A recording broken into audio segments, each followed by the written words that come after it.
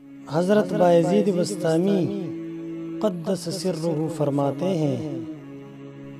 محبت یہ ہے کہ اپنے بہت سے کو تھوڑا سمجھے اور محبوب کے تھوڑے سے کو بھی بہت زیادہ سمجھے۔ سچی محبت نہ جفا سے کم ہوتی ہے اور نہ ہی احسان و عطا سے زیادہ ہوتی ہے، کیونکہ یہ دونوں محبت میں سبب کی حیثیت رکھتے ہیں اور چیزوں کی ذات کی موجودگی میں اسباب معدوم ہوتے ہیں،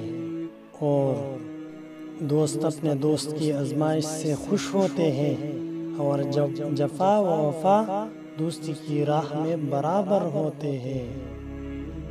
جب محبت حاصل ہو تو وفا مثل جفا کے ہوتی ہے اور جفا مثل وفا کے ہوتی ہے۔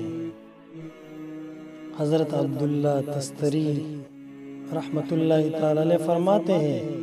کہ محبت یہ ہے کہ محبوب کی اطاعتوں کے ساتھ تو بغلگیر ہو جائے اور اس کی مخالفتوں سے اعراض کرے